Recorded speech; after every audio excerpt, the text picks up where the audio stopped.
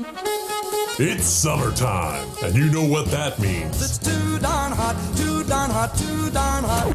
It's so hot! Yeah, there's that. But also cookouts, pool parties, and the beach. Oh, I'm all a tingle. Right? And what do you need for those activities? Sunscreen. Sunscreen. Sunscreen. Sunscreen. Well, yes, but I'm talking about music. That's what I wanted to hear. Toxic Radio is ready to go with you wherever your summer takes you. All you need is your smartphone, a Bluetooth speaker, and the free Toxic Radio app. You can also catch us on the TuneIn Radio app. What if it's too hard? Yeah, what if it's too hard? Were you even listening? Phone, speaker, app. It's not hard at all. Actually, super easy, barely an inconvenience. Damn right it is. So make sure you have us with you all summer and never miss out on the great shows and the great music. Toxic Radio. Don't play your summer safe. Play it toxic.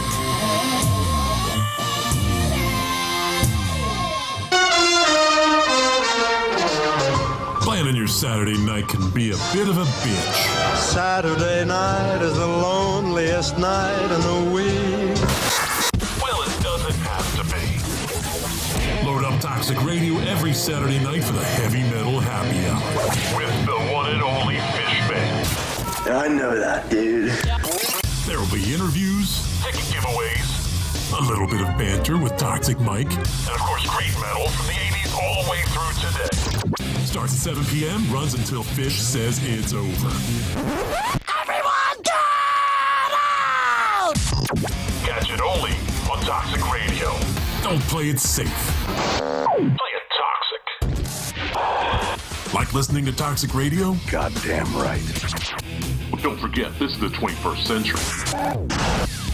Join us in the social media world. You can find us on Facebook, Twitter, Instagram, and Pornhub. Pornhub? Nah, just kidding. Or am I? Toxic Radio. Get infected.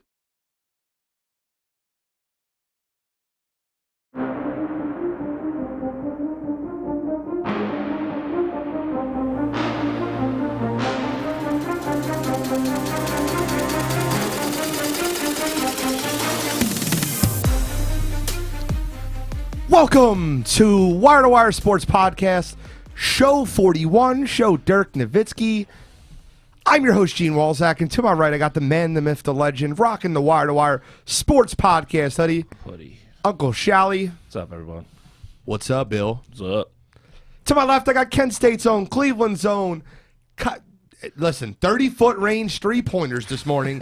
College, Cottrell. What's going on, guys? Play a little hoops with Cottrell this morning. All these Fun time. And I'll tell you right now, I got to give a guy a lot more credit than I did the first time I played with him. God was making him from Steph Curry range. We got a lot to go over today. And, you know, what a Show 41, named after Dirk Nowitzki. First finals for Giannis, first finals MVP for another international player, just like Joel Embiid should be. But just like Dirk Nowitzki. So we got the NBA Finals. We're going to give our video game bracket start. We got the linebackers list, the Philadelphia Phillies report card, the trade deadline, the Olympics. Let's not waste any time. Let's get started. Let's go. Time is of the essence. So the NBA Finals, the Bucks win in 6. Well, we had the game number right.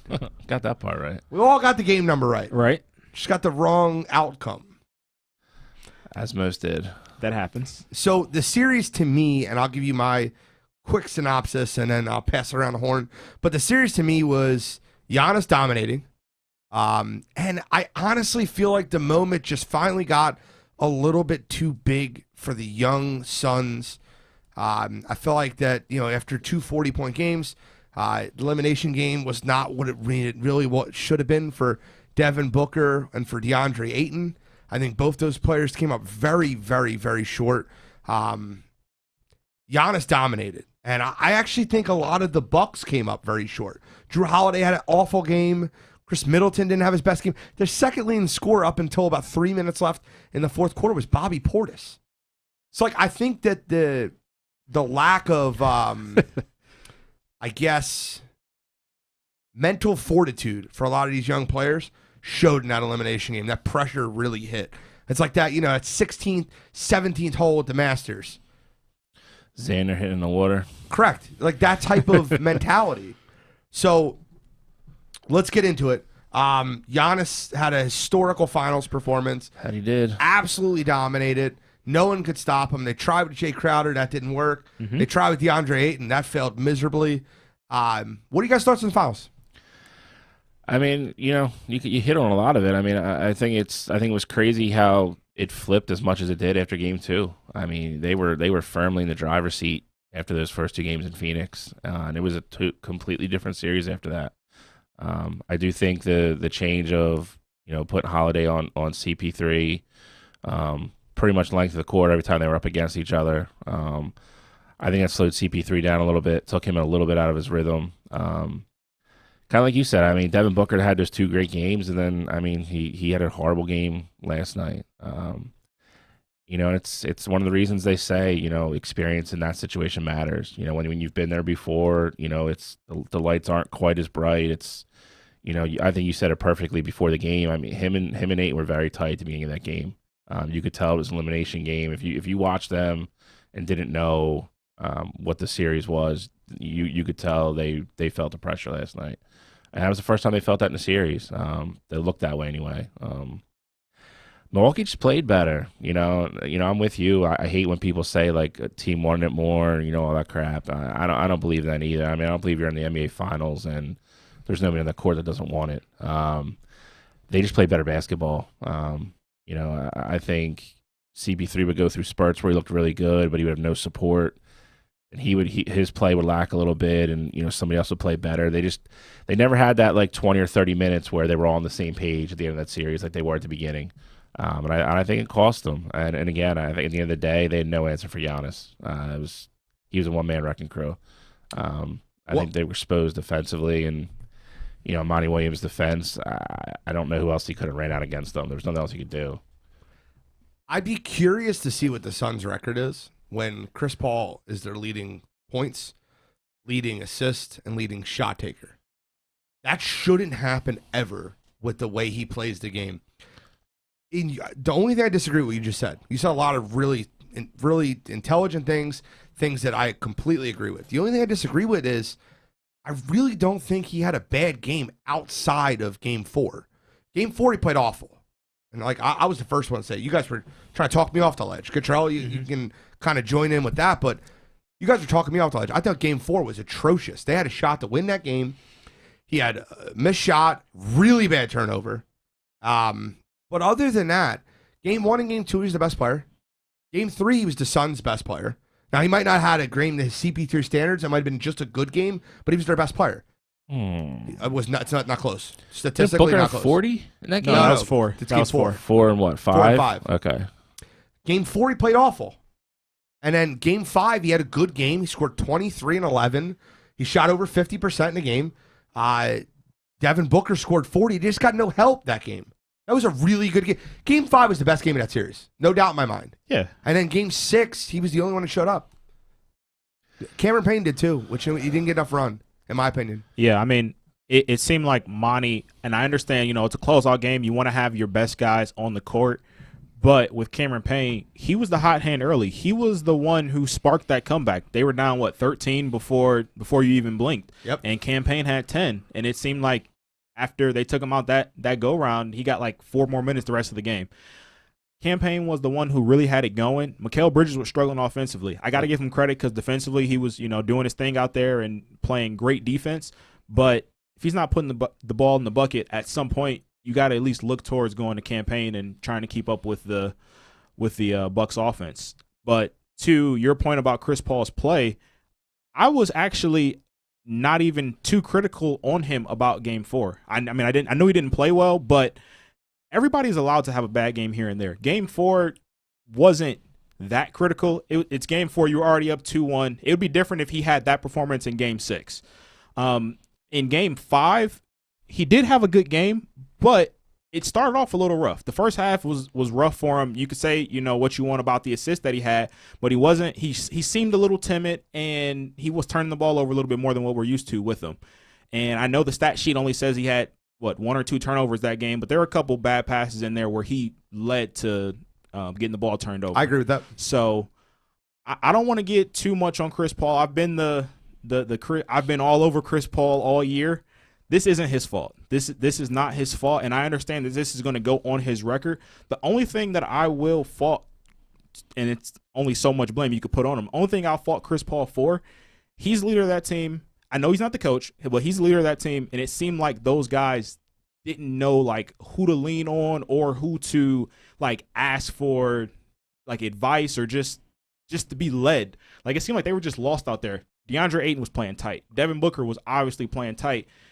At some point, I feel like most big time leaders, not saying Chris Paul isn't, but most big time leaders at that point, they talk to him, like they get in their face, like how we saw with Giannis at the end of Game 2, and when he was all over all the Bucks players and yelling at him from the sideline. So that's the only thing I'll get on Chris Paul about. I think he had a pretty good series. He can't do it by himself. He's 36 years old. There's only so much he can do at this point. No, I mean it's a very similar. I mean, there's blame to go. I mean, I don't know how anybody could watch a series and say it's his fault they lost. I mean, that's ludicrous. I can't stand the slander of it. Like he loses and it's like CP0 and all that shit. Like I can't stand it. It goes. This is. I mean, some of that media and all the other crap is. It's also through 2 games. I mean.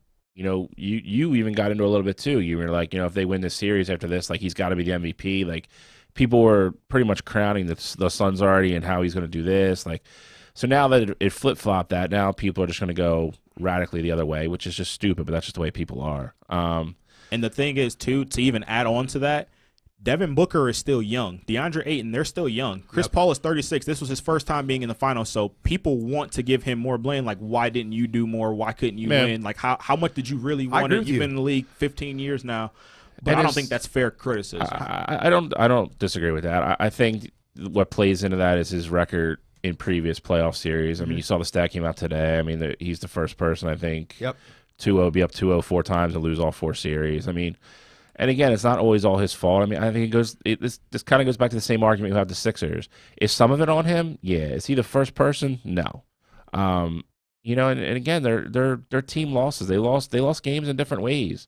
You lost games where he played great and Booker couldn't hit the ocean if he was on the beach. And the other games, Game 6. Yeah, and you had other games where he was great and Chris, really wasn't there. Game 4. Yeah, and again, so I mean, then you're spitting it perfectly. Yeah, and then you had Ayton last night who looked like he was lost. Ayton and Booker, you can't win a game like that. And Chris tried. Because like that team was in it the entire game without 2 of their 3 best players playing at all. The only thing I'll say with Booker is Booker mentally stayed in it. He was still shooting. He just couldn't buy a bucket. Yep. I mean, the kid 0 for 7 with wide open threes, man. I'm with you, and you just 5 of them were uncontested. The problem with that is you have nights like that as a professional. It's just going to happen. Just can't be Game 6. He was still but he was aggressive. He was still aggressive. He was still like involved in the game. He led the team in shouts. Yeah. I mean, he mentally was in the game. He was still there. He wasn't. In that aspect, I don't think it looked too big for him. Like he looked like he was doing. On the other hand, agreed. He looked like he just. I mean, there was like layups that he was missing. He was beyond tight last night. Couldn't agree more. He was stiff. I made this the first time we started talking about it. I think they got flat at times, and I think that was the problem. I think you'd have a couple times down the court, Chris would look great, and then we'd go to Booker, and Booker would miss, and then we'd go to Ayton, he would miss. Or then, CP3 would throw the ball away, and then Booker would hit a 3. They had no flow. They almost reminded me of the Sixers at points, like kind of to your point about leadership. Like that offense it looked amazing for the first 2 games, and then it had times where it looked completely off kilter in games 3 through 6. Yep, I agree. And that's not all Paul's fault, but as the floor general, as the leader, as the point guard, God. Say it right.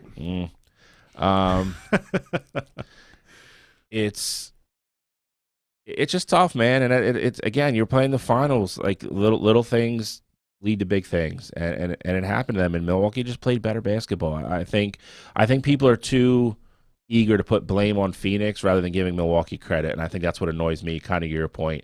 Everybody wants to slam Chris Paul. Everybody wants to slam Booker. Giannis played out of his mind. He's 17 for 18 from the free throw line yesterday. His worst game was game 1 where he was 20 and 17. So that's his worst game in the finals. He averaged 33, 13, 13 and 8. Yeah, something like that.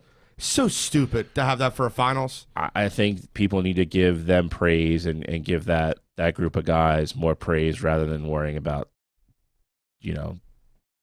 bashing the Suns. Yeah, they just played better. They earned it. They deserve it. I mean, it's really that simple. Two quick questions, just quick, and then we'll move on a little bit.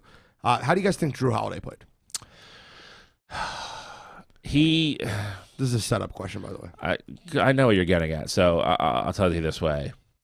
He had flashes where he was very good. Defensively, there's no doubt about it. He started to disrupt and kind of affect what CP3 did. That, in the end, was probably his biggest I'd say it's his biggest contribution to the finals. I looked up his stats for the finals and I actually added everything up.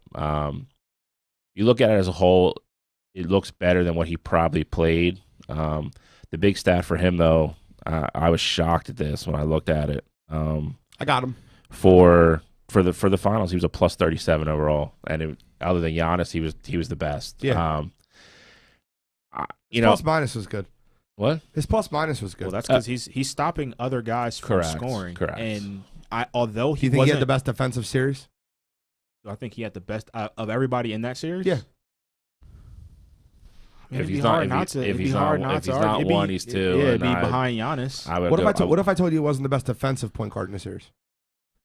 Would you argue that? I would. Yeah. Because statistically, I broke it down today just for fun. So Chris Paul scored. Chris Paul was 22.8 points per game, shot 55% from the field, 53% from three. Drew Holiday was 16.7% or 16.7 points per game, 9 assists, 36.1% from the field, 31.4% from three. But what was even more damning were when they were guarding each other. Their statistics guarding each other. Drew Holiday shot 19% when Chris Paul was his primary defender, out of 29 shots in the series. In my personal opinion, I think Drew Holiday's defense was talked about so much because he was guarding them from baseline to baseline and guarding them the entire. I think Giannis was the best defensive player in the series. I don't think it was close. I wouldn't say it's not close because you had Drew Holiday was making big time plays in games throughout the series. Plus, do you think the big time play he made versus Devin Booker was more him or more Booker? No, that's definitely more him. I thought it was more Booker. I can't say it's more Booker. It's a double team coming from your blind side. It's a double team coming from your blind side. That could happen to literally anybody. He really got in the lane. He was going to pull up, and it came from the other side, and he turned around to try to kick it back out, and he stole the ball. That could have happened to anybody. Listen, this is one of the things we talked about, like one of our first shows. I thought from the get-go, I thought he was a very good pickup for that team. I never thought in my wildest dreams we would end up here. Yep. But he had for doing kind of like dirty things / like intangible stuff like that. He had a great series. He had less turnovers than Chris Paul. He had a better plus minus. He had more assists, which is very surprising to me when I looked it up. Yeah, 9 assists a game versus 8. Yeah, he had a very good series. I mean, he couldn't shoot the ball. He wasn't shooting the ball well. To be fair, but he's not. To be fair, not that guy either. Assists need other people to make the shot, and I cannot tell you. I don't have the numbers, so this is just like my eye test. I cannot tell you how many wide open threes Chris Paul set up that were just clunked, and like it looked so bad with Devin Booker. Like he got 3 looks in a row in the third quarter. 3 looks in a row were just. Man, it was like open gym shooting. On the flip side of that, though, Drew Holiday giving the ball to Giannis and he gets easy layup, but he gets fouled and misses it. Like it balances out. It does. It's going to wash a lot. It's close. Okay, so what does this do for Chris Paul's legacy, and what does this do for Giannis's legacy? So I got some people already saying Giannis is like the 3rd greatest power forward ever. I think that's an overreaction. I don't know if he's top 3. I mean, but he jumped a lot of people last night. Somebody said his career is already better than Durant's. I disagree. I don't disagree. I think Kevin Durant's still the best player in playing it. I don't think Giannis has a chance to play in that game if just Kyrie or James is healthy. I get it, dude, but that's such a huge. That's fair. That's fair. You're putting something The against whole him that flip it has nothing to do with him. The whole flip side of it, it's like if everybody's I love healthy, the Giannis, Suns by the come way. out I don't of want to be the, Giannis out of the hater. West. No, listen, I mean, he's again. If you're counting 50 Nuggets. if you're Don's talking about the 50 Nuggets. that was yeah. hysterical. I love Giannis. Giannis is such a good human being. He is. I mean, I'm not trashing him at all. He's just not third best power forward ever. We talked about it right before we came on air. You had two great endings to this. However it ended, you either gonna have CP3 got his first ring, or Giannis homegrown, drafted, small market was going to get his, and that's the way it went. No, I don't. Even though I know it is joke, a reporter really missed the ball yesterday with the Giannis trade talk conversation. Like you guys seen that in the interview where he's like, like you said, you weren't going to leave Milwaukee until you got traded, and he's like, oh, Dad, trade me, I want to leave now. A reporter really, the follow up question to that is, well, where do you want to go? Like that's all you had to ask. He's going to say, I'm going to stay in Milwaukee, and it's going to dead that, but you got to ask that question. You have to. That's the best follow up question ever, and he didn't do it. I mean, he kind of answered it later on when he kind of threw the shade at LeBron and Durant and other people. So I mean, I think it was more towards Durant, but I got you. Yeah. I think it was, you know, it's funny. I don't think it was towards Durant at all. I think it was towards his teammate, James Harden, because of the beef that Giannis and James had. That's actually a really, really good point. Everybody ding that in. That's a Cottrell zinger. Perfect. So, what does it do with Giannis' legacy? I think with CP3's legacy, I don't think it does anything for it. I don't think it lessens it. I don't think it, raises it at all, obviously, because they lost. But for Giannis, I think this does take him to another level. If he retired today, it's going to be, you have to look at his resume, 2 MVPs, Defensive Player of the Year, Finals MVP, with a ring.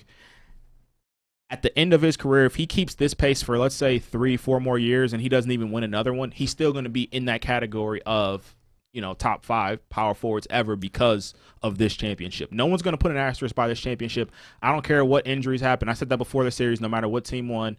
There is no asterisk on this finals. Well, people get hurt. It's part of the game. Exactly. Exactly. It is. So, God, no, finish. I'm sorry. Not even to mention, there was a point in time where it was, game 5? I didn't think Giannis was going to play another game this year. Yeah. Like 2021, I didn't think we'd see Giannis again. I thought he was going to have surgery on his knee and probably be out until, February, March of next year. That same injury cost him beat a month. I thought when it first happened, I thought it was torn. Yep, so did I. Yeah.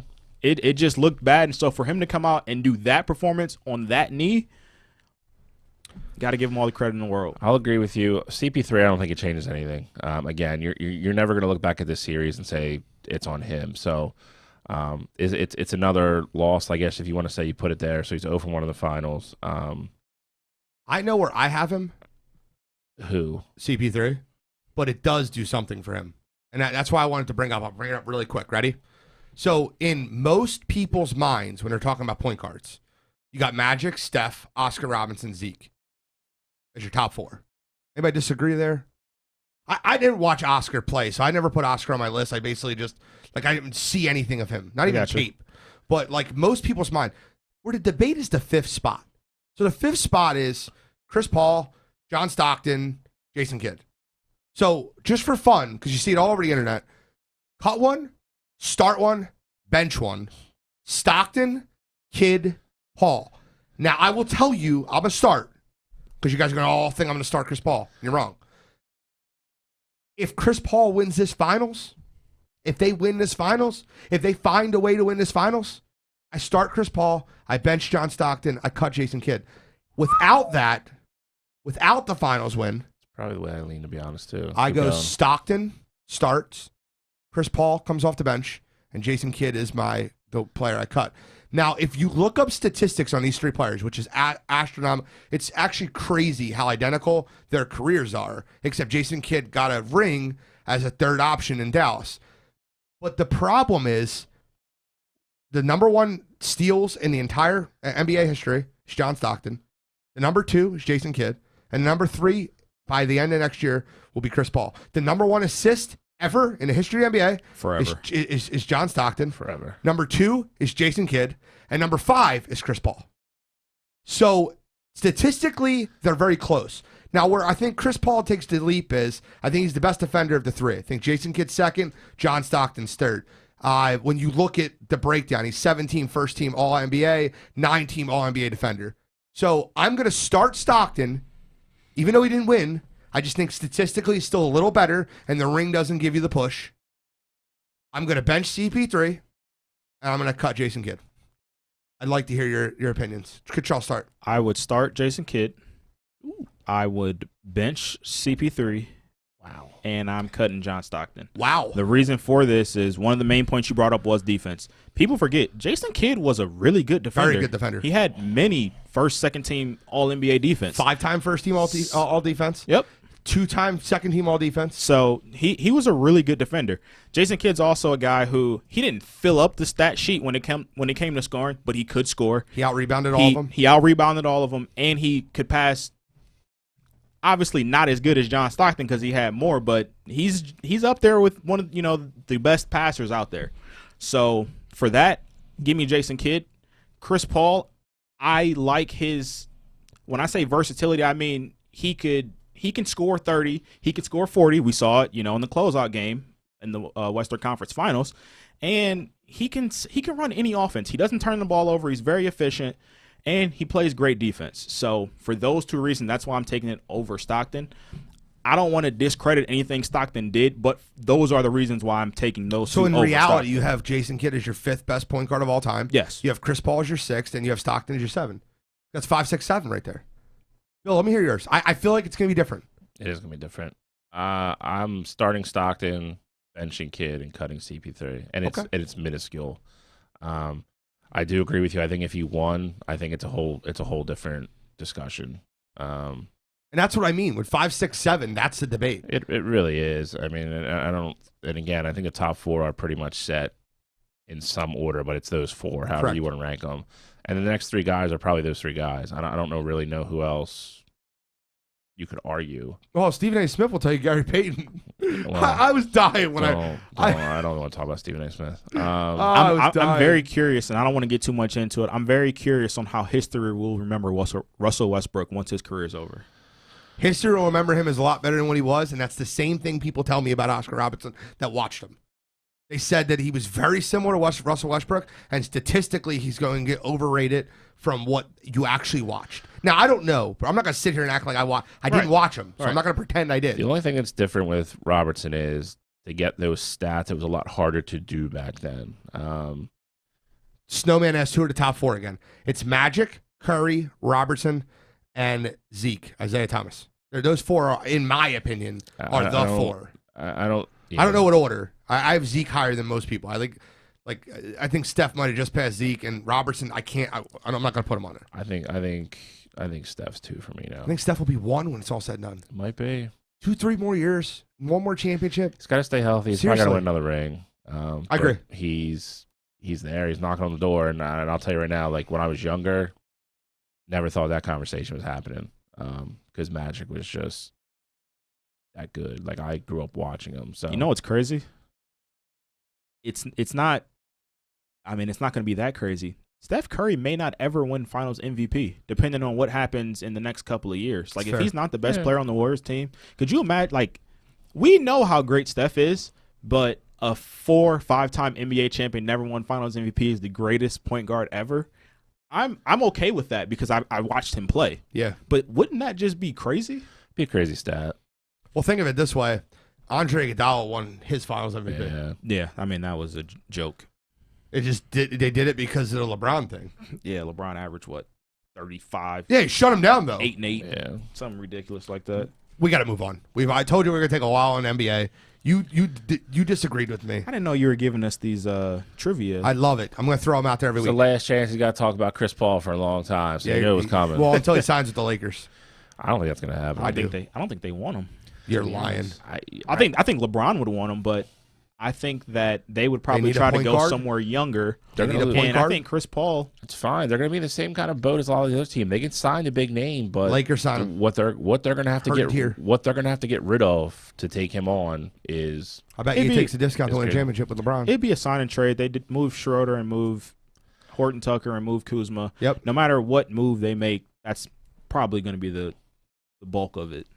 So we got a video game bracket, which is much discussed. We put together 32. Now, let me give you the prefaces of it, and we're going to do one side of it today. We'll do the first 16, the first, whatever. We're going to do one side, left side of bracket today. But let me preface it by saying there was a lot of talk about WWE. I looked at it as wrestling entertainment. I was the one that made the call that it's not on the list. That's me. You want to be mad? Send your hate mail to gino8121@gmail.com. That's fine. I didn't put WWE on the list. That was me.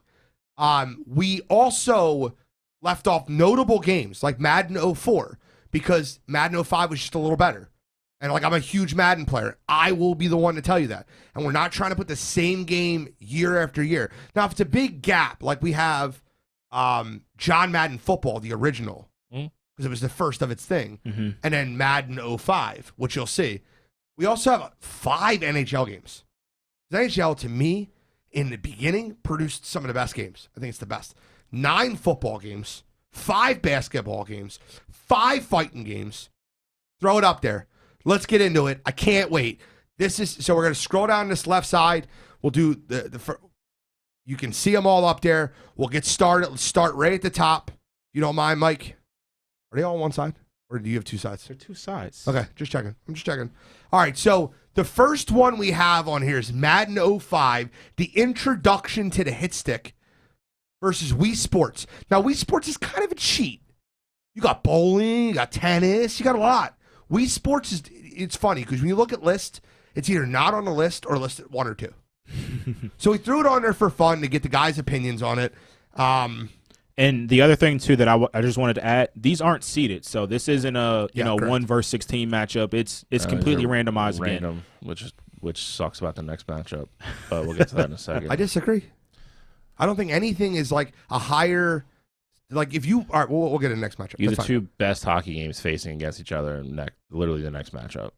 Yeah, but if they were seeded, whatever. We're gonna. Yeah, if they were seeded, they'd be nowhere near each other. That's my whole point. I don't agree. What? We'll get into it though. We will about 30 seconds because this shouldn't take that long. You have Madden.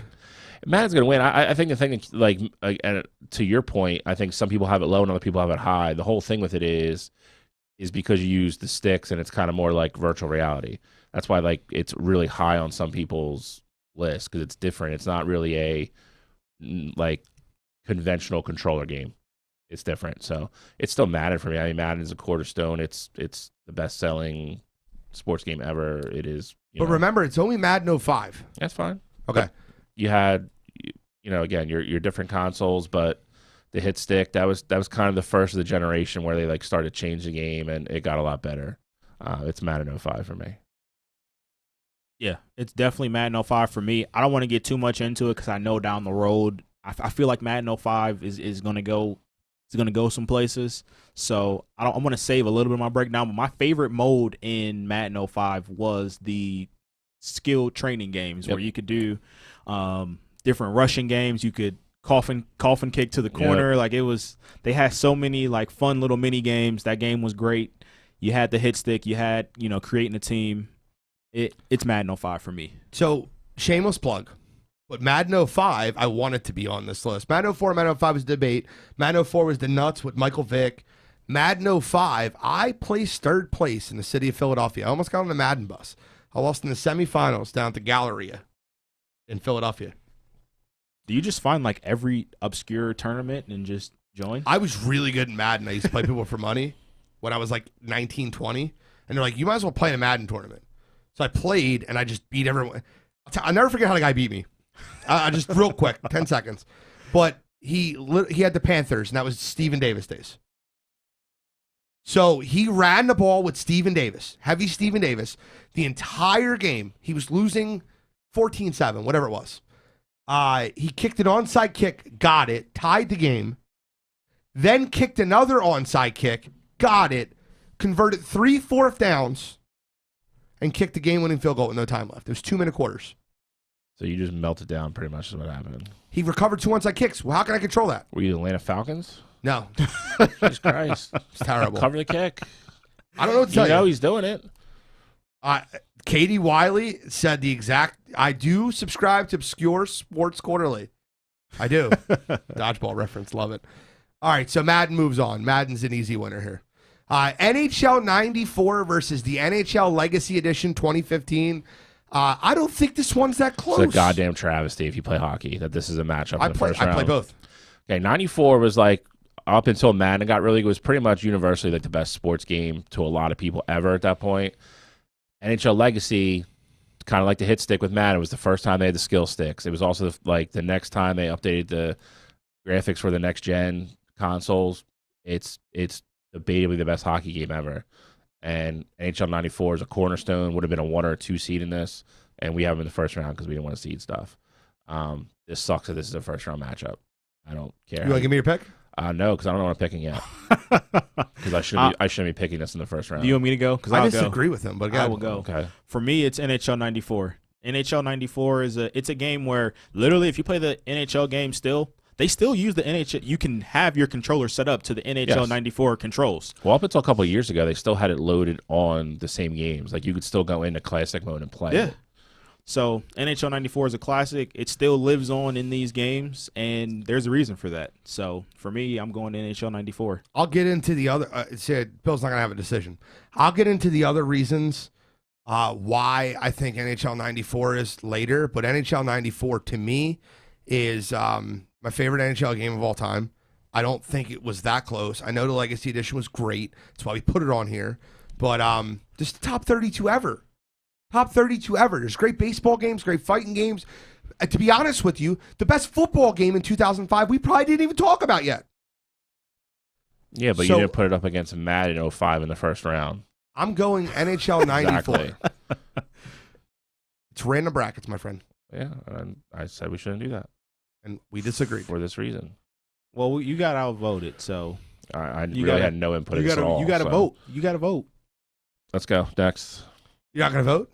Well, it's already over. No, we want your vote. NHL 94.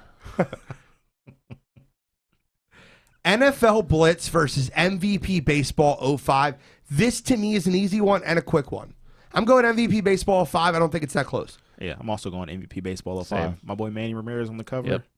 Juice to the gills. Classic, baby. Oh, it's great. Unbelievable.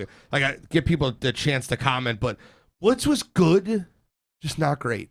You'll see. I'll be consistent with it through all of them because I know there's a couple other ones on here. I don't like any of those games. I've played them all. They're fun for like 10 minutes, and then I'm good. I actually like Street, but we'll get into it. Yeah. Now, this is my point. This is an incredible baseball game, backyard baseball. This is a legendary baseball game. In my personal opinion, ESPN NFL 2K5, and if Madden and screw everybody that played 2K sports. If they didn't really screw. I mean, if you look at it from their point of view, it was genius. The NFL did. It was genius. The NFL signed a huge deal with John Madden Football. Yep. ESPN 2K5, in my opinion, might be the best football game ever. I got to go ESPN NFL 2K5. Have to. This isn't close for me either. ESPN NFL backyard 2K5. baseball is awesome. It is, but it's not even the best baseball game on this list. Correct. 2K5 was a game that was ahead of its time between the broadcast before the games with Berman and everybody. The ticker at the bottom, EA saw that game once it came out and knew that they panicked. They panicked. Yep. And again, from their point of view, genius move to do what they did. It's the NFL that screwed everybody. Well, I mean, they agreed to it. The exclusive rights. Well, but 2K is going to be coming out with a new Owens football on the game, cover. Yeah, I can't soon. wait. With what? They're going to come out with a new game soon. Yeah. 15-year runs up. NCAA 14 versus FIFA 15. Sorry, guys. I don't think this is that close either. Oh, you didn't play FIFA 15. No, you didn't play enough FIFA 15. Well, my answer is FIFA 15. I'd love so for a guy. Listen, the truth is, for a guy that it's a closet cash. Hold on, I'm not a huge watcher of soccer. FIFA's different, man. It's just the gameplay of it. It's more fun. It is. I mean, if you're a fan of the up tempo, like you want more chances to score, you don't want to just watch things get set up. I do understand it from that point of view. Correct. I'm going FIFA as my pick. I'm going to go second here because I don't know where Shiley's going to go, but I'm going NCAA 14. That game was incredible. It's a game that I understand, there haven't been any I think the other NCAA games. game's better. What? I do. It's a game where 06. it's literally the last of its No. kind, and people are still playing it right now. I'm going to go with NCAA Football 14. Oh, this hurts my soul. They both said you didn't play another FIFA 15, and nobody expected me to pick the soccer game. No. I love it. Yeah, Dante Cottrell just said that. I agree with you. What did he say? There's a huge community still playing NCAA 14. They have revamped PC version. I'm one of them. They took down all the online servers on Xbox and PlayStation, but I still play offline dynasties. I love it. I will promise you, if that comes out next year, like it's rumored to, It'll be the highest selling football game in a while. It will outsell Madden next year. I agree, because Madden's done nothing but dog shit the last 3 years, especially with their franchise mode. They're a bunch of thieves. What they do with their because they know people like you are going to buy it. I don't buy it. Only I buy football Madden, game- but I do football game not on the buy market. that bullshit. In order to play in their tournaments, the you got coins, the MUT coins all that. and all that, Screw yeah. that MUT. All right, I got to pick here. I'm going to NCAA Football 14. Let's go. I'm okay with that pass. I love FIFA. Yeah, this would have been one of those ones I would have been okay with either one that won. But with it ended up being the last one, and they added a bunch of. It kind of sucks because they added a bunch of stuff to the game that year with like the camaraderie and like all the stuff with the colleges and the campus and all that stuff, and then the plug got pulled after it, which sucked. Well, it's coming back. It's coming back, but again, it is one of those games that anytime there's even a whiff of it, it starts trending and it blows up on the internet because people are waiting for it to come back.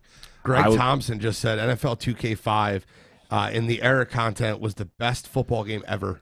I wouldn't disagree with that. Greg Thompson dropping bombs. So I'm going football. Okay. This is stupid. We'll talk about Mike Tyson's Punch-Out later after they sweep this. It's a bad draw. It's a NCAA basketball 10 wasn't that good. We Yeah. needed a college basketball game on there. The only thing I'll say is, though, this is one of those ones, this is kind of like the college football versus Madden thing.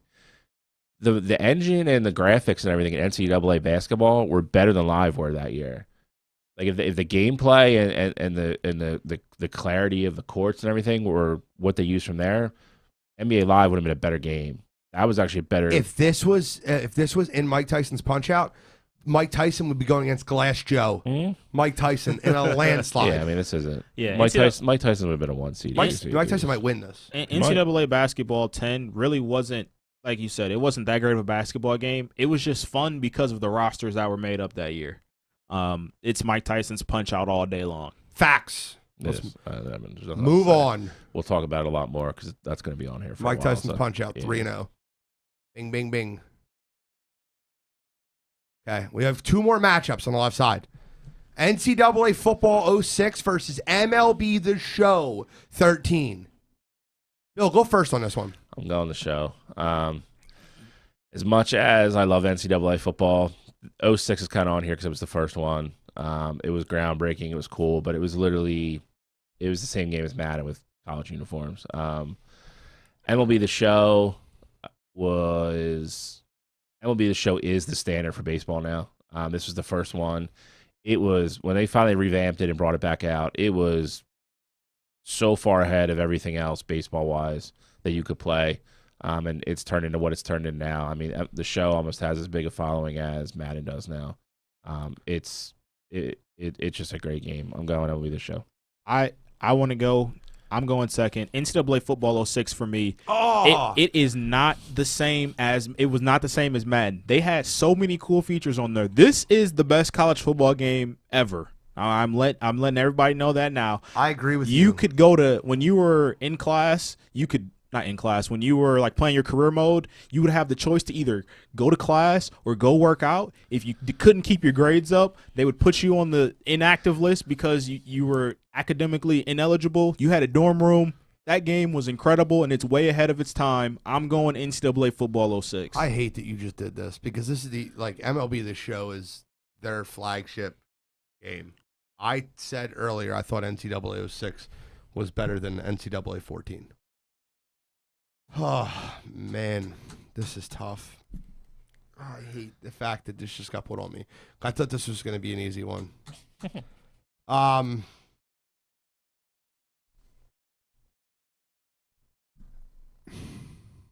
You do know. The clock is ticking. NCAA football 06. Literally. NCAA football 06. Last one this round, and we'll tease the second round or the other side. Double dribble. Now this game had the glitchy corner 3. Loved it. Did. Corner 3. It was like a wrap. It was like a wrap round in HL 94. 100%. Yes, the wraparound. Fight night round 4. Now, as you'll see going forward, we have 2 fight nights. We have the OG, the original, and the best one. Fight night round 4. Fight night round 4 is the best fight night, and it might be the best fighting game ever. That or Mike Tyson. It's very, very close. Fight night round 4 is my pick. I love double dribble. I think it's classic. I think it's fun to go play with your friends. Old school Nintendo. I got to go fight night round 4 here. I love the picks on it. Bill. By the way, on the wire line, we've been nailing them. Like, literally, for what other people are picking, we're nailing them. This is I summed double dribble up. I think pretty well the other day. It's Corner 3. well that I mean it's literally the basketball version of Blades of Steel. So it's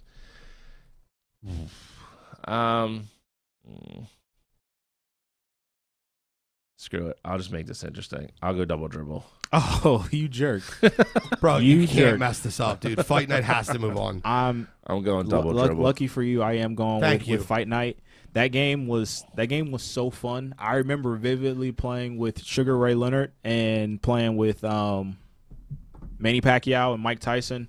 That game, it'll be moving on. I feel like a lot. Well, I mean, we'll see. It'll probably go We'll far. see. We'll see. Fight how. night round 4. So I want to tease the other side real quick, just so we can just kind of see what you guys are in for. Because, like, if you're saying we're missing a game that you really think we should have, John Madden Football, the original, Golden Tee, NBA Live 05, NHL Hits 03, Tecmo Super Bowl, Ken Griffey Baseball, NBA Jam, That's another one that should not be a first round matchup. UFC Undisputed 3, NFL Street, Tiger Woods PGA 04, Blades of Steel, Original Fight Night, Tecmo Bowl. Then you get in the argument which one's better, Tecmo Bowl or Tecmo Super Bowl. I think it's easy.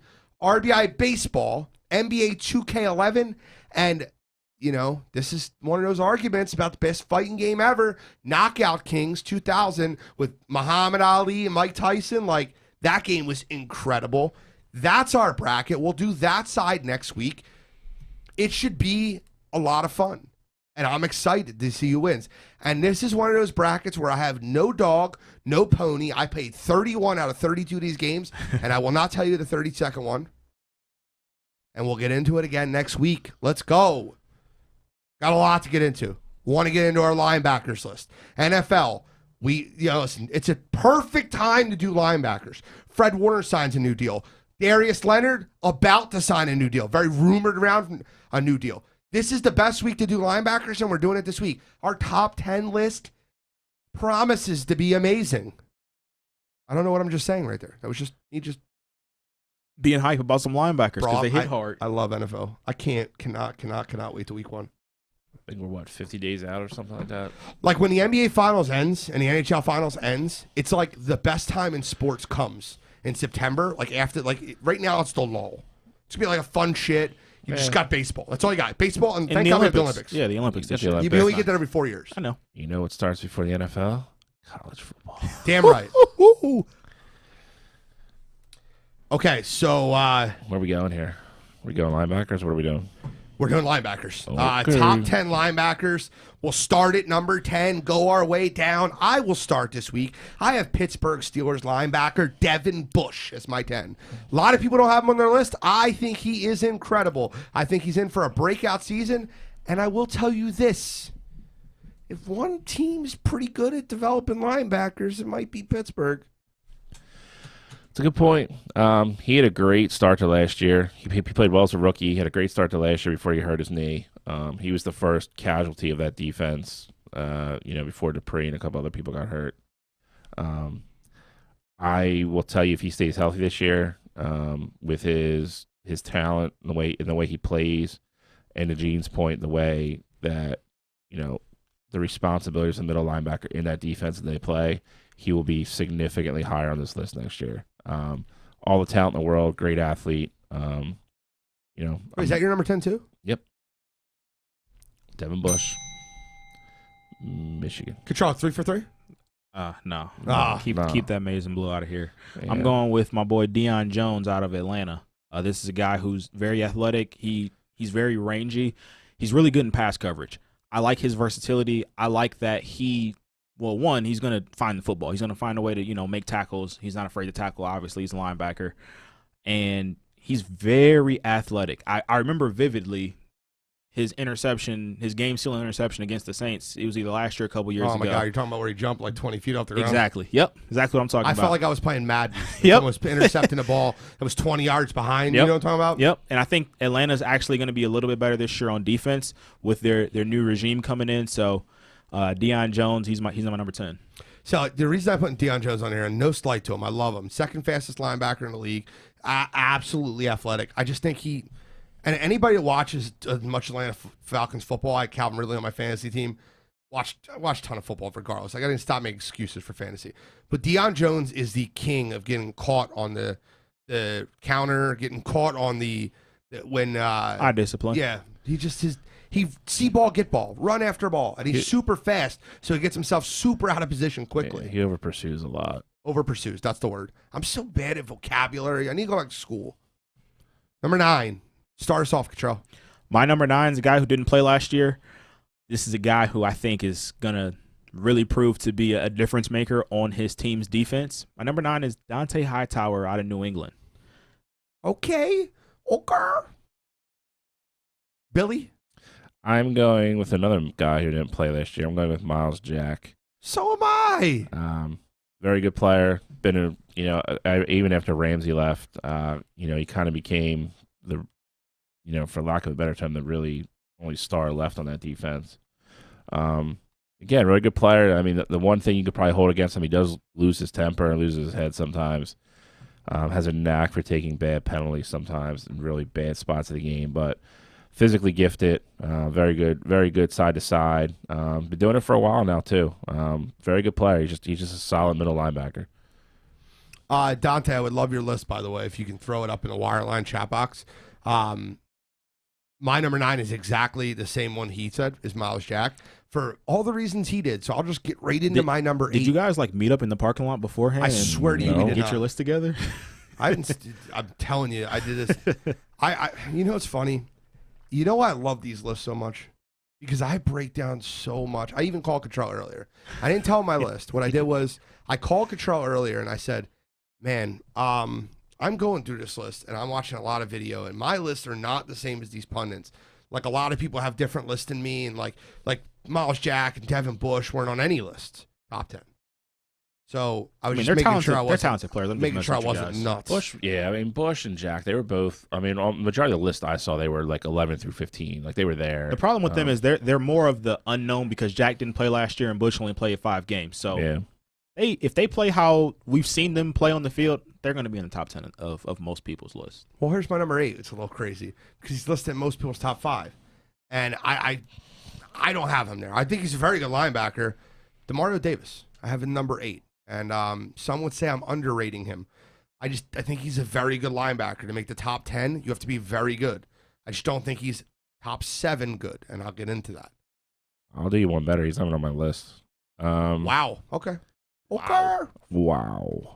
I'm going. You did me one better. I'm going Eric Hendricks from Minnesota. I think he gets a little overshadowed on that team. Overshadowed? He's listed as number 2 Yeah. on most lists. Yeah. But, I mean, you hear about Harrison Smith all the time. Again, he's a glue guy. I think a lot of things he does makes Harrison Smith's life a lot easier. I think 2's too high for him, especially with some of the guys I agree. that are going to come up on this list. I don't know if he's as good as an athlete as some of these guys either. But I have him at number 8. 8, sir. My number 8 is Roquan Smith. This is another guy who's a really good athlete, playing with a really good defense with the Bears. He's a sideline-to-sideline linebacker, and I really think he's going to take the next step. It seems like he's already getting there, but he's still a young player. I think this is only his 3rd or 4th year in the league now. And, Roquan Smith is a guy who's good in pass coverage. He'll go tackle. I like his versatility, so that's why I have him at my 8. Give me your number 7. 7, I have. Sorry, good. I'm trying to do the reverse Siegel. Yeah. I have Tremaine Edwards from Buffalo. Again, very good player on a very, very good defense. I think a lot of these guys, we talked about the safeties before, a lot of people had them right outside their top 10. It's really hard to say with that defense sometimes who the best player is because there's so much talent on the defense. But again, he's a younger guy. He's still getting better. I think he'll have a better year this year than he did last year. Very quick, makes a lot of plays. I don't know. I love the way he plays. I love that defense. So I got Tremaine Edwards number 7. Kutrell, I want to do the wraparound, so give me your 7. My number 7 is Devin White from the Super Bowl champion Buccaneers. Gene, you mentioned it earlier. This is the fastest linebacker in the league. He gets the ball, gets turnovers. If you saw him play in the playoffs, you saw he was a ball hawk when it comes to, getting fumbles. He could intercept passes and just an all-around great athlete. So Devin White is my number 7. I love them coming out of LSU too. I'm going to tell you, sometimes I wish I have a little bit more Dante in me. Because, I think we both did this. I think we both did this. This is a prediction show. And I think Devin White could be the top 3 linebacker in this league. But sometimes you got to be bold enough to say that shit. I have him number 7 also. But every time I do it, it makes me cringe because I feel like he's better than 7. I feel like he's actually the best linebacker on that team, which we'll get into another one, which I rated higher. I have higher on my list, so. Devin White is the best. He is poised for he's poised for an incredible year. I think he's only getting better. And my wraparound would be somebody that you just mentioned a minute ago, or you did, is Roquan Smith. Roquan Smith is, all right, so we're watching him at Georgia. Yep. You guys college football guys. Of course. Mm-hmm. I wasn't a huge college football guy. I watched enough, but I knew how much of an animal that guy was. And when that guy got drafted, I said, that guy's going to be the best linebacker in football. He was a guy that if you watch Georgia, he made 1 or 2 plays a game, every game that stood out. Yep. You just looked at him and be like, that guy's going to be a very good NFL player. He had all the tools. Big, strong, fast, athletic. He's one of those situations where you watch, again, people forget college football for the most part as kids. He was a man. Correct. He was just different. And it Just looks different. just different. It's different. It's just a different animal. And Roquan Smith, to me, is my 6. And I think that he, once again, if this list wasn't so top-heavy, the top 3 to me are just so good, but Roquan Smith could be the best linebacker in football in the next 2 years. He just has every tool, every intangible. And, to go to the Chicago Bears and be the middle linebacker in the Chicago Bears, the same system that had Brian Urlacher, the same system that had Mike Singletary. I feel like just he's in that position. I just think that I'll be clear with you. I think that the old coach from Indianapolis that coached their defense, what is his name? Chuck Pagano. Yeah, I think he screwed them a ton. I think he's a terrible coach. But Roquan Smith, I think, can move up this list rapidly. He's my number 6. He's my number 6 as well. We pretty much said everything we need to say about him. So My number 6 is a guy that you mentioned earlier, Demario Davis. He is, you want to talk about a glue guy? He is the glue to that New Orleans Saints defense. He does literally everything for him when it comes to communicating. Obviously, most times your middle linebacker is your communicator, but he gets all those guys lined up in the right spots. He goes out, makes tackles. That Saints defense goes as he goes. And he's the one who gets their energy and their morale high. He's the true definition of a leader. If you watched Saints football last year, you would know that he was as important to that defense as Drew Brees was to that offense. That's how much of a leader he was to that crew. So for me, Demario Davis is my 6. So give me your 5. My number 5 is Devin White's teammate, Levante David. This is a guy who's great linebacker, outside linebacker. I think this may be his last year being the Bucs' best linebacker.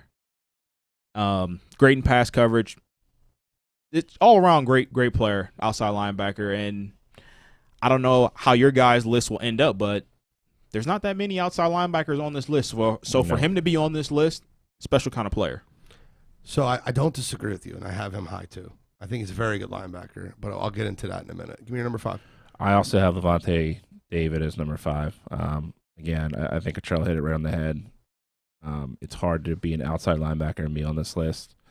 He's very good at what he does. He had a great year last year. I will tell you that I don't think there's any shot at the end of this year that he's the best linebacker on that team anymore. Okay, so my number 5 is Eric Kendricks. If he wasn't hurt, he could be the best linebacker in football. He just gets hurt often. Eric Kendricks is unbelievable. Very, very good in pass coverage. A lot of these linebackers that you're talking about now are great in the run game. They're great front 7 guys. They're good in pass coverage, but Eric Kendricks is the exact opposite. He's good against the run game. He attacks the ball well, but he's great in pass coverage. Eric Kendricks is my 5. And I'll wrap around to my 4, who's Levante David, which, by the way, by the end of this season, I think you could swap 4 and 7 with him and Devin White. I just think that that's how it will end up being. And I really, I swear, I wish I had the Dante balls on this one to just be bold. I think Devin White's going to be the better linebacker on that team by the end of this year. But Levante David is very good. And you want to talk about a guy that's been there for a while and has been dominating for year after year after year. It's like a Lifetime Achievement Award for the guy. He's great. Give me number 4, shall we? 1 through 4 was this is where it started to get tough. Like, you really had to, for me anyway, you really had to decide what you were going to value and what you think makes these guys stand out or be better. 4 for me is Darius Leonard from Indy. And I'm a huge, enormous fan of him. I just have 3 guys ahead of him that, I don't know. I think at the end of the year, I think they might just have better years. And again, I'm splitting hairs here. I wouldn't be shocked at all if Leonard's number 1 at the end of the year. The kid can do everything. He's about to get a big extension. He's the leader of that defense, which is a very, very, very good defense. I think it's just going to be better this year. I love him. Again, I take no satisfaction in putting him 4. Okay. Number 4? My number 4 is a guy you just mentioned, Eric Kendricks. He is, for all accounts, he's the second best player on that Viking. Well, normally he's the second best player on that Vikings defense. He has a big responsibility. The Vikings defense really isn't that good. They got Harrison Smith up top. They got Kendricks in the middle, and then they got Daniil Hunter on their D-line. Outside of that, the defense really isn't all that, but he does what he can to hold that team together. And yes, he is great in pass coverage. And I think he is going to have a bounce back year. I think the Vikings defense will be a little bit better this year with the addition of Patrick Peterson. And I think his light's going to shine a little bit brighter because of their success on defense. So Eric Kendricks is holding down the number 4 spot for me. Couple quick comments. Audia, your comments are always relevant. She said my comments will only be relevant when football comes around. I just want to let you know your comments are always relevant here. I'm going to read out Dante's list real quick. And I'll read up to 3. Because I don't want to give it top 3 away. Well, we see it on the screen. Oh, well, never mind. Dante's list is Matthew Judon, Miles Jack, Devin White, Levante David, Roquan Smith, Demario Davis, Eric Kendricks, Fred Warner, Bobby Wagner, Darius Leonard. Solid list. Yep. I don't, there's not, I think Demario Davis is a little too high. But Davis that's still too high, and I don't like Judon. But other than that, it's again, it's pretty much solid list. Yeah, it's all you're picking 10 out of a group of 14, and we just pretty much for the most part all pick the same 10, just a different order. So we're at number 3. Yep.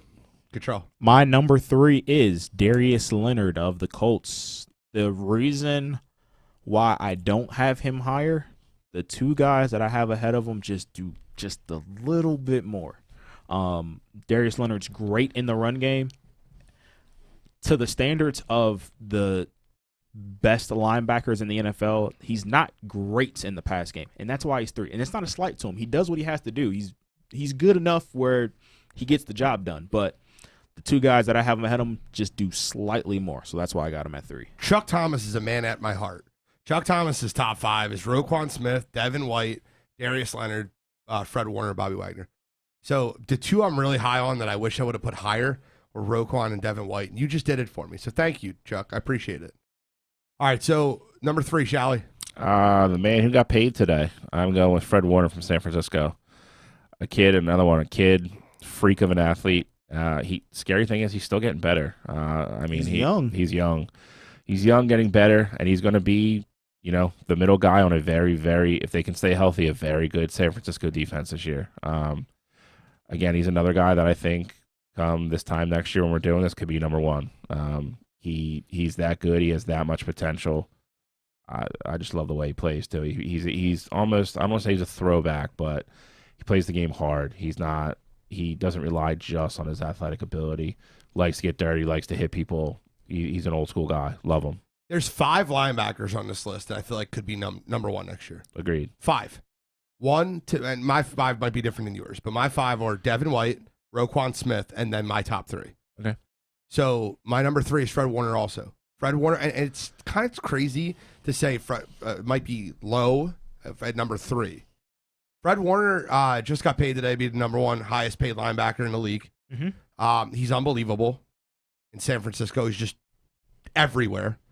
Talking about a guy that just does everything. Pass coverage.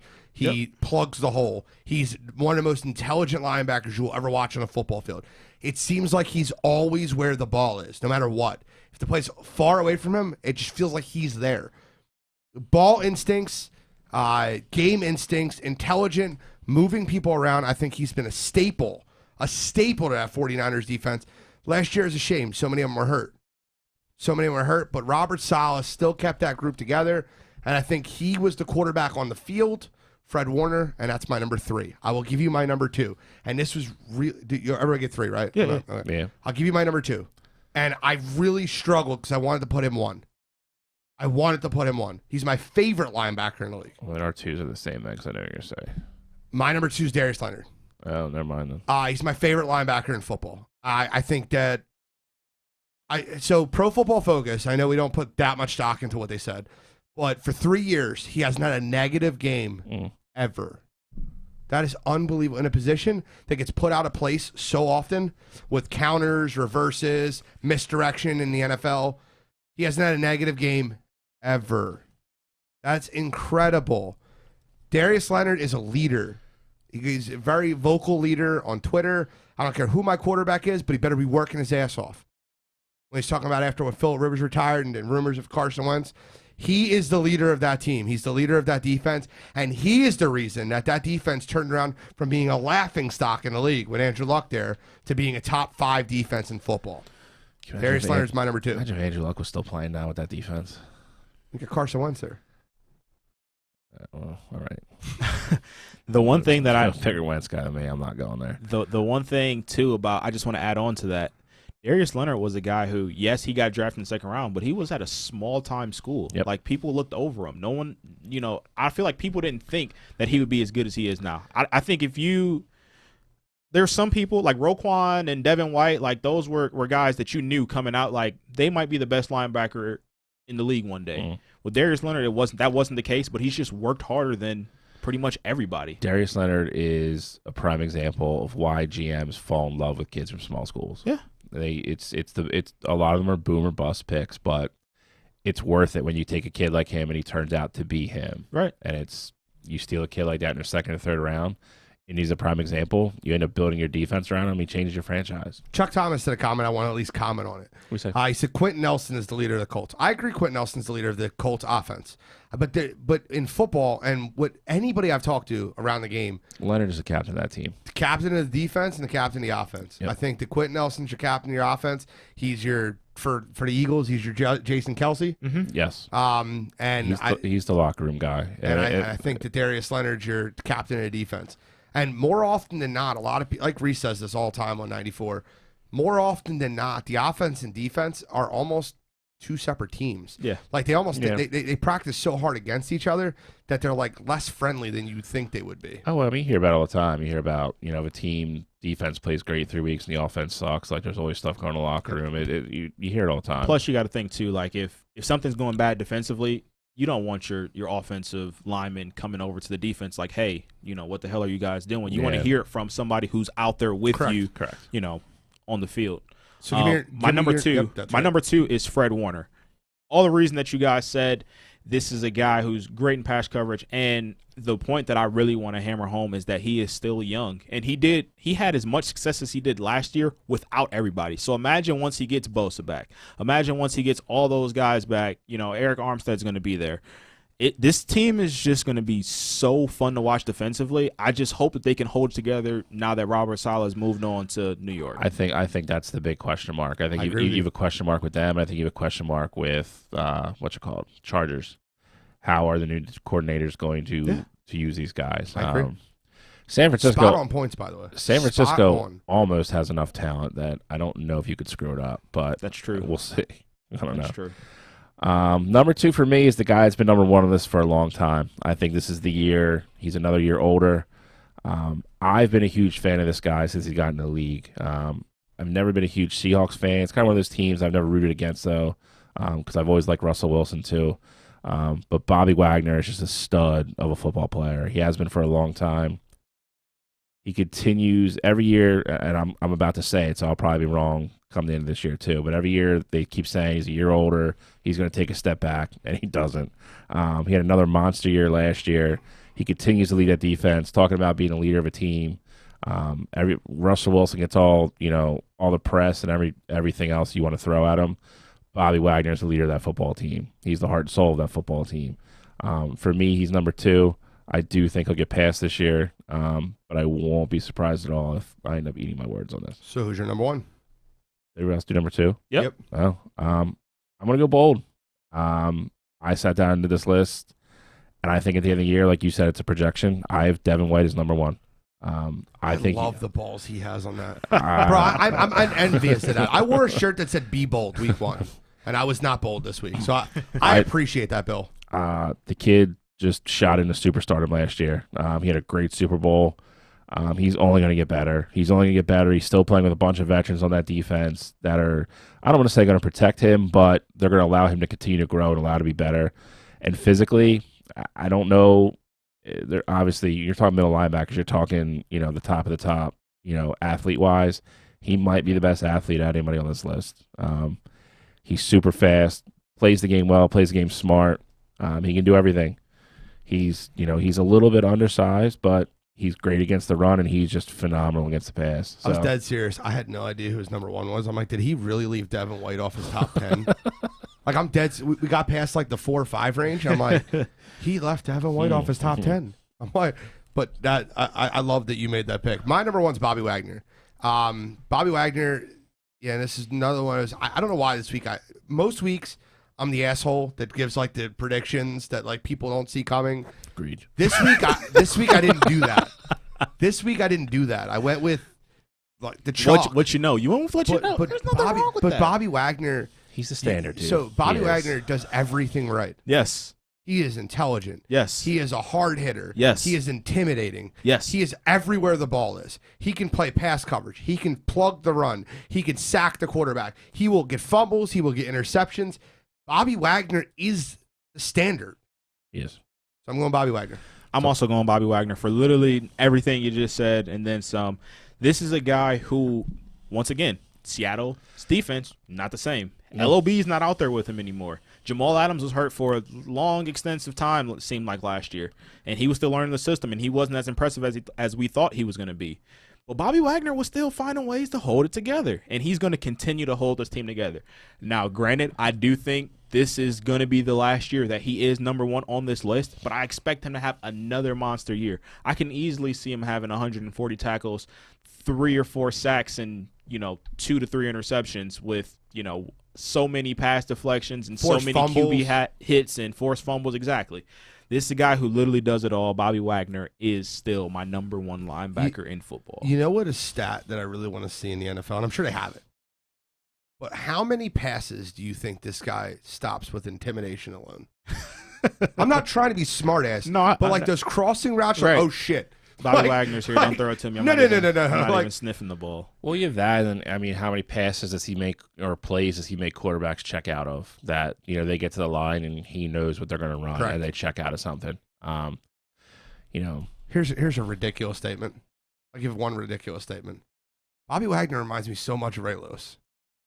So much of Ray Lewis. It's really not that ridiculous. Okay, I'm just making sure. Maybe in my opinion, it's not. I think that if you separate the persona of Ray Lewis from the play, Ray Lewis, again, I mean that's a whole conversation, but you take how he acted on the field and what kind of leader he was and all that stuff. But if you take that away, if you just compare their plays, they're very similar.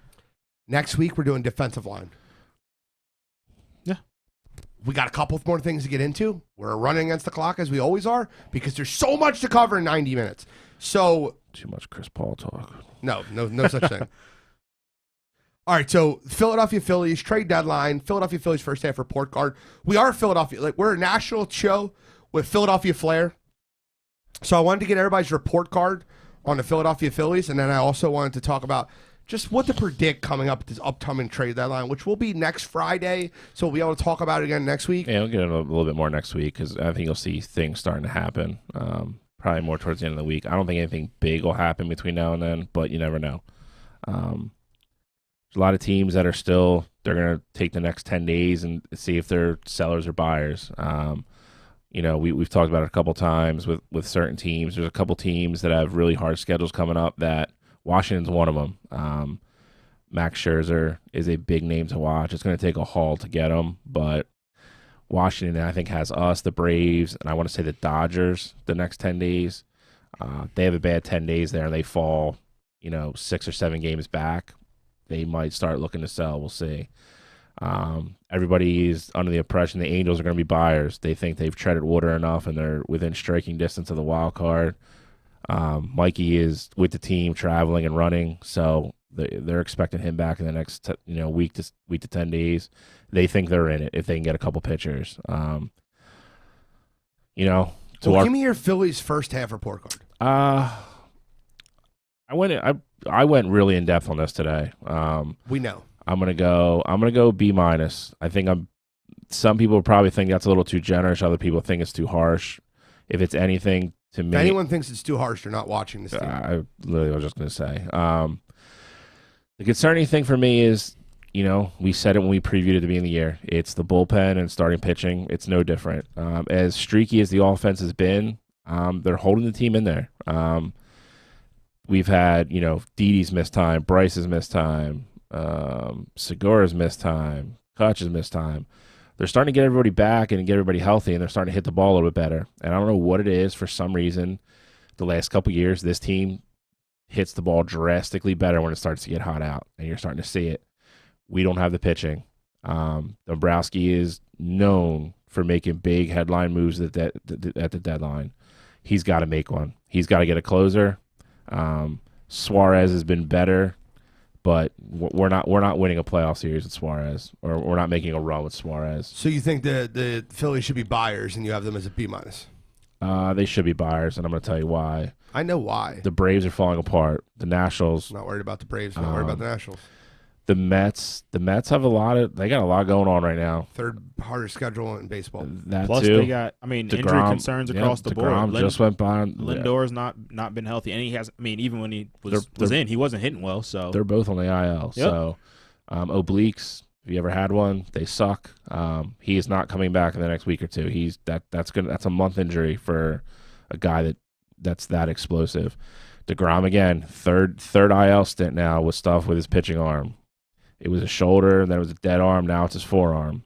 I don't know what that is, but for a guy that throws that hard and constantly is, 110 pitches into a game, throwing 98 in the 8th inning, that's not a good sign.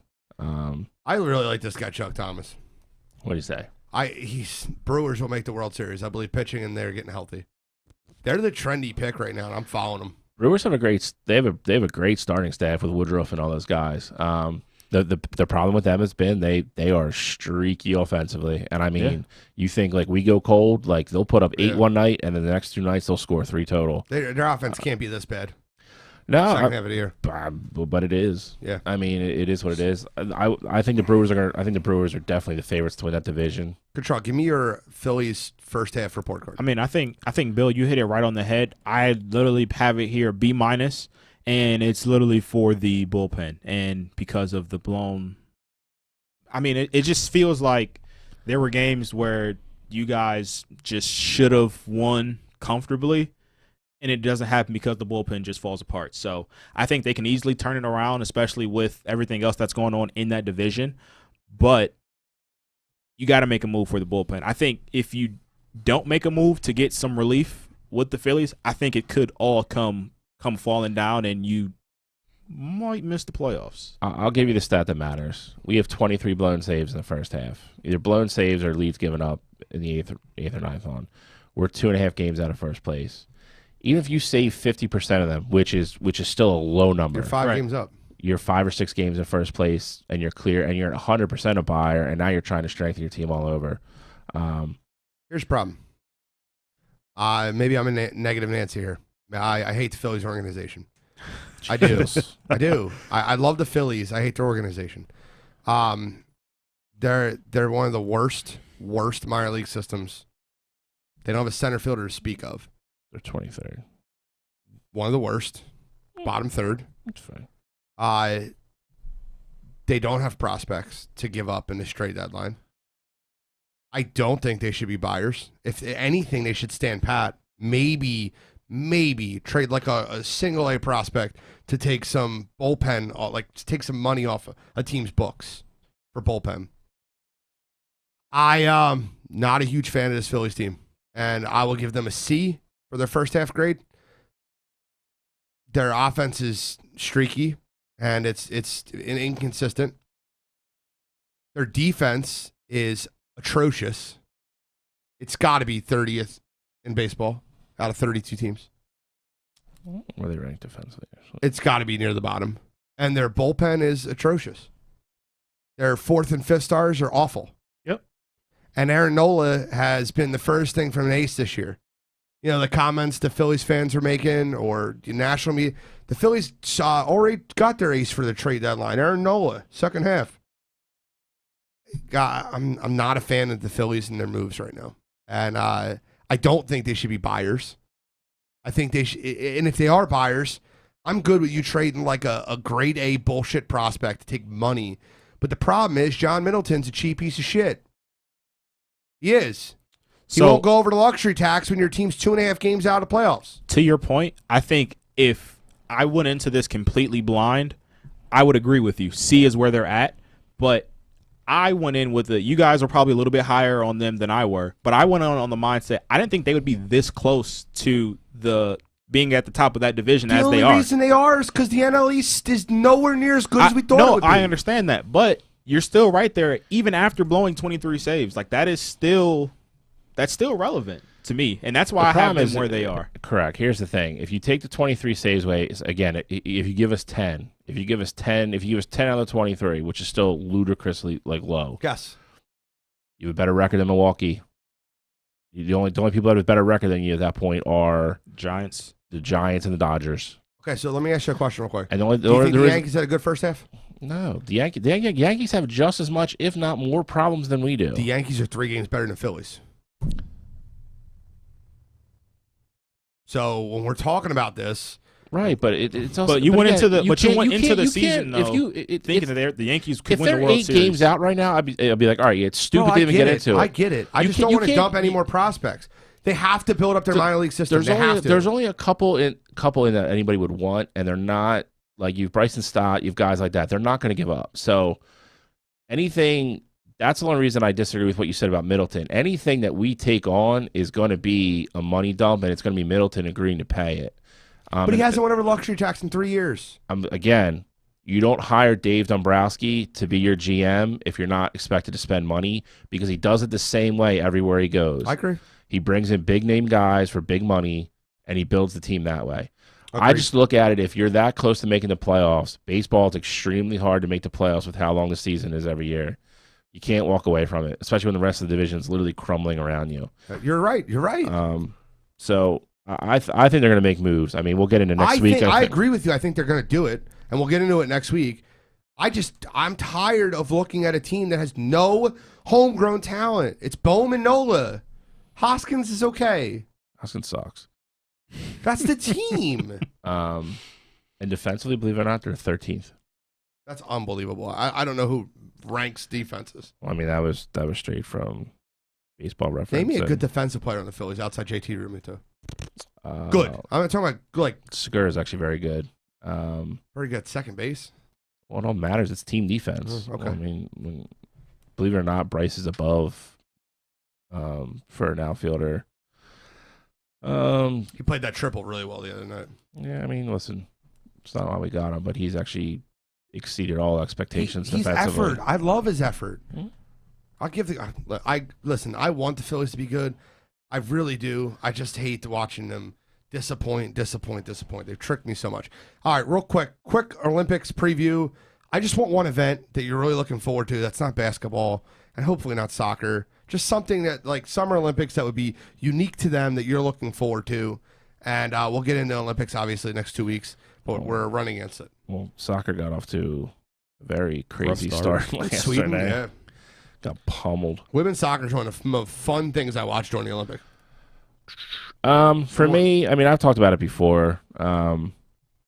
I just from being around it so much in my life, I look forward to the gymnastics. I'm curious to see if Simone can have one last, go out on top. This will be her last Olympics because, I mean, being 28 as a gymnast is like being like a 55-year-old like hockey player. It's just body-wise, you can't do it.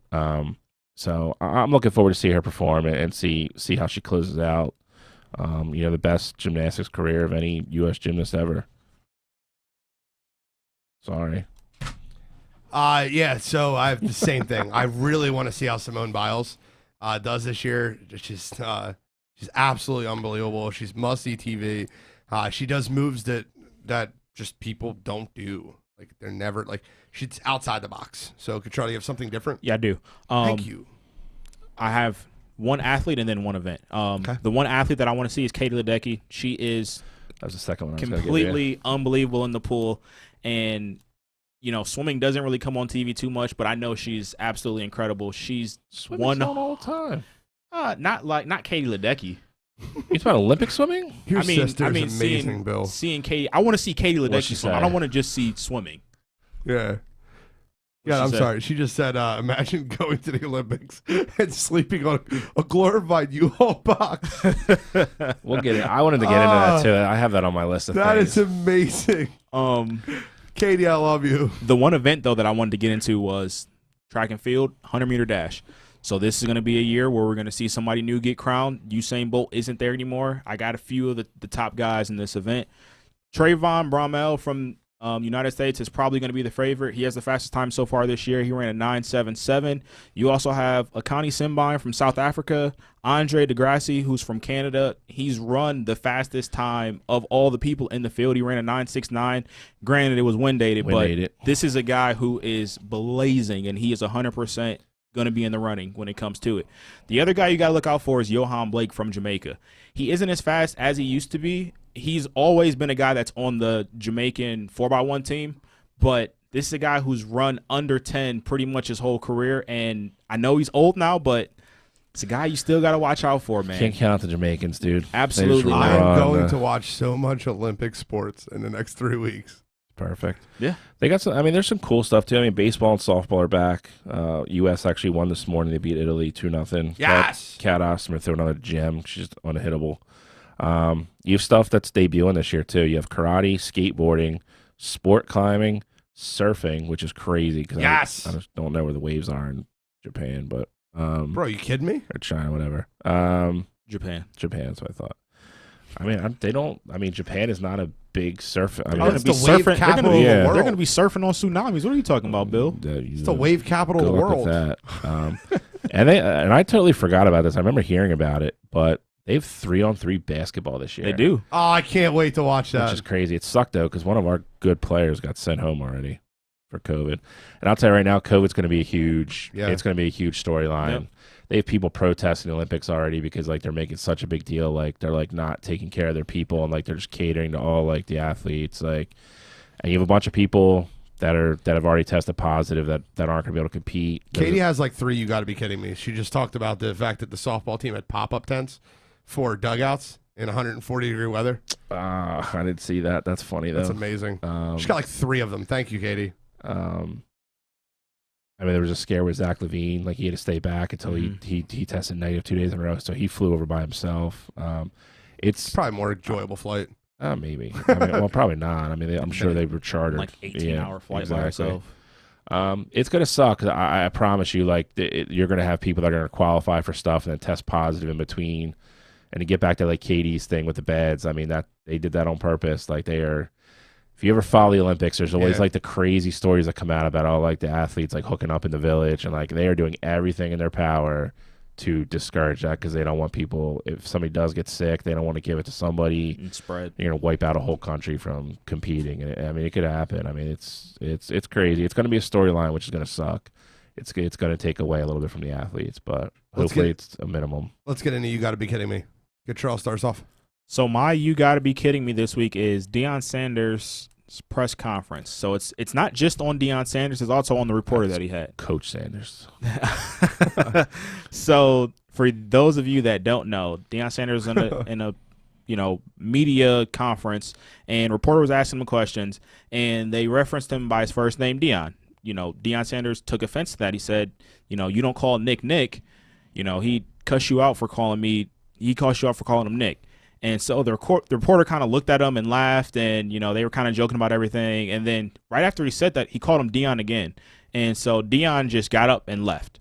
So the first portion of it that I don't agree with, Deion, you're dead wrong here, because they call Nick literally all the time. Like, you can look, there was I think somebody counted, it's like 115 times Nick's been called Nick in a press conference or, one of these media get-togethers. But the reporter is also wrong here, because if a guy says, hey, call me by my title, you got to respect that. That's a man literally asking, he's doing you a favor by answering your questions. Your article is going to be out there and get read. So just have respect for somebody if it's something that simple. So for that this week, that whole situation. Come on, you gotta be kidding me. Bill. I'm going with our favorite whipping boy of a golfer, Bryson DeChambeau, who is been aptly dubbed the meathead by Gene. Accurate nickname. So last week at the Open, he had a bad first round, couldn't hit the ball straight. He then comes off and does an interview, frustrated, and he decides to trash his golf club manufacturer that also is one of his sponsors. Not only that, they are the company that hired to endorse him when he came out of college and he turned pro. He had offers from other companies, but none that were as lucrative as Cobra was. Cobra pretty much picked up all his tabs for everything, became a sponsor. So he pretty much put the blame of him driving the ball crooked all day on the club.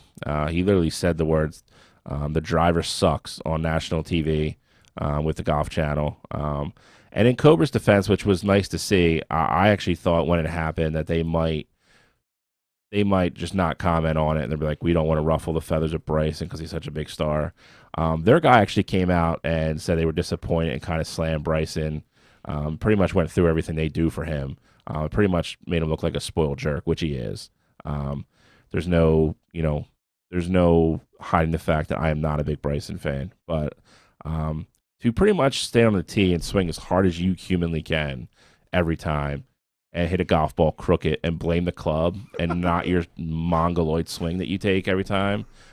It's just classless. It's just another example of how he doesn't get it and just doesn't understand the moment or what he's in. So for me this week again, Bryson DeChambeau, you suck. Come on, you gotta be kidding me. Brooks' interview was even better. Brooks, I love my driver. Love my driver. Love my driver. And then he even got another jab in about playing quick too, which was great.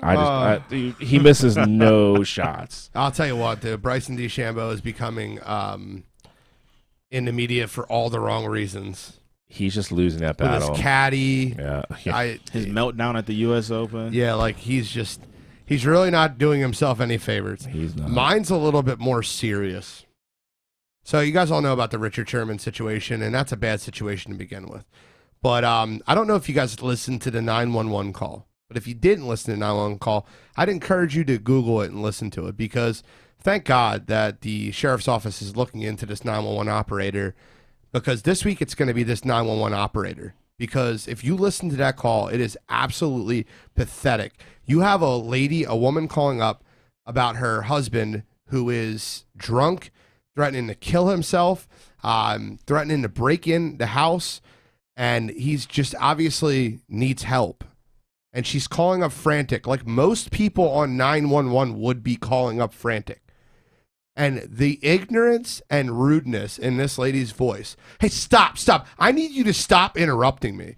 You're a 911 operator. You need to find a new platform, a new place to do a job, because The 911 operator is not the job for you if that's the way you're going to respond to someone calling 911 for help. That is an embarrassment to you, and I really hope you lose your job for this because you're making national media attention when it should be about getting Richard Sherman help and correcting the poor behaviors that he had. But for this week, it's got to be you. Come on, you gotta be kidding me. I don't even know the lady's name, but I will tell you this: her name's going to get infamous when the court records get out there, because that phone call was pathetic. So Google it; you'll listen to it. It sounds really bad. Any final thoughts this week, guys? I got nothing. Cottrell's got nothing. I'm excited for the Olympics. I mean, even though it already started, I hate that they start them and then they have the opening ceremonies like 3 days later when there's already stuff going on. But Olympics will be fun again. This is a great time of year for me. Baseball starting to heat up. Playoff races, free agency. College football's around the corner. Ryder Cup's not far off, which I love, which we'll get into. I lied. I got one. Good. Islam Makhachev took care of business. Dominant. Moving up the ranks in the lightweight division. They got to get him to fight somebody soon. Well, show 41, show Dirk Nowitzki. We are signing out Wire to Wire. Have a great one. I'll see y'all next week.